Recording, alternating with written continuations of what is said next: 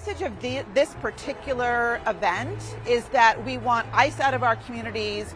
We don't need them. They are not making anything more safe. They, in fact, are making things much more dangerous, mostly for vulnerable populations, but for all of us. And more broadly, we don't want a police state. We don't want a secret police that is kidnapping our neighbors, that's pulling families apart. And then even more broadly, we want an end to the MAGA regime. We want to make sure that our movement gets larger and larger and larger, and that we can all come together to rise up and say that we do not want MAGA in power. We want to vote in people who are real opposition to MAGA, and then we want to build a better democracy on the other side of that.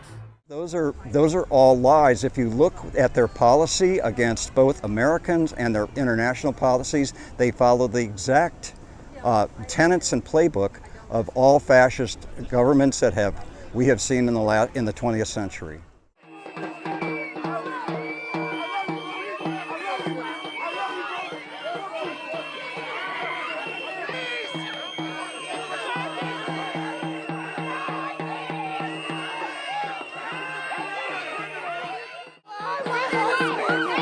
Garrison Gibson Brown, he has no charges. They say he has a order of removal. And they didn't even show us this stupid ass thing. This is what they gave me. This is... Oh no!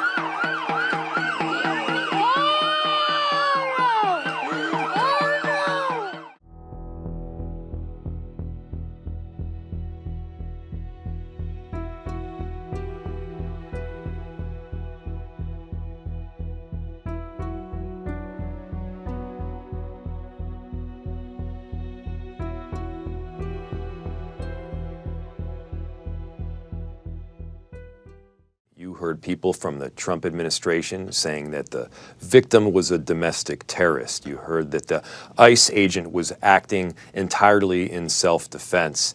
And here's the thing. You don't need to take my word for it. You don't need to take their word for it. Watch the video. The ICE agent was not run over as Trump stated. You had a person that was definitively trying to just get out of there. They were trying to leave the scene. And so let's have the investigation in the hands of someone that isn't biased.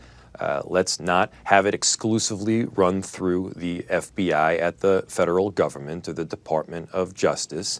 Let's have it with the Bureau of Criminal Apprehension at the state level. This is an entity that has expertise.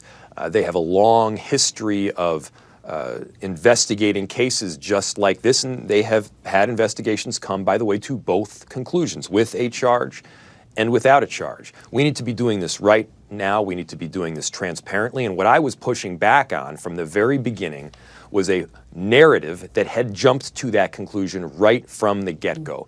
And when you've got a federal administration that is so quick to jump on a narrative as opposed to the truth, I think we all need to be speaking out.